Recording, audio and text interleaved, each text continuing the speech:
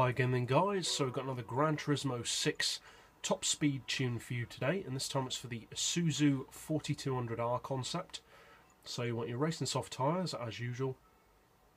For suspension we've got the ride height on 70 front and rear, springs have increased to 850 and 950, dampers to 4, anti-roll to 5, camber quite high on this one on 3, neutral toe as always.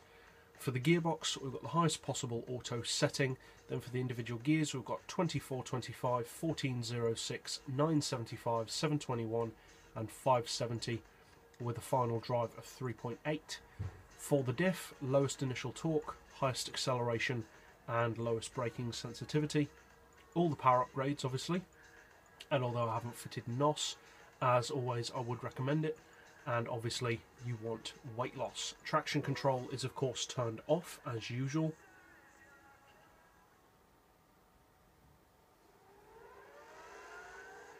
And so you don't really see that many people using this particular car.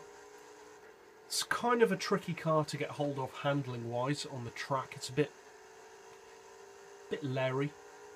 And for an Isuzu it's quite expensive. It's a 300 grand car.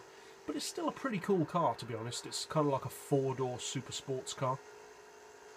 Especially for its time. There weren't really many cars like this at the time. I mean, there aren't today, but especially not back when this car was built. In terms of performance, it's actually a very impressive car.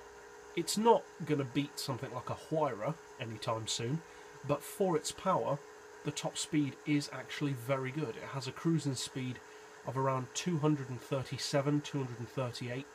Which, for a car with whatever it is, 480 odd horsepower, that is a very impressive top speed. That is significantly higher than many other cars with that kind of power, with the exception of perhaps the Dome Zero.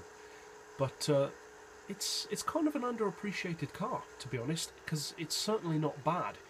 Just because it doesn't have the best top speed in the game doesn't make it a bad car. I mean, yeah, it's reasonably expensive and it's a bit oddball looks wise, but for a speciality car it's pretty cool. In terms of draft potential, as you can see, you're nowhere near the red line, so you should be able to quite easily draft this car up around the 260, 250 minimum, probably 260, maybe even 270 region.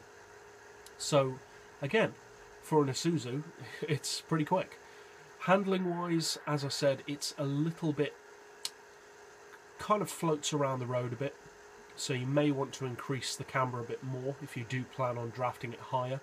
Incidentally, if you do need it to draft higher than around 260, 270-ish, then obviously you want to extend the final drive a little bit more as usual. But at the moment it does handle itself very well on the curve.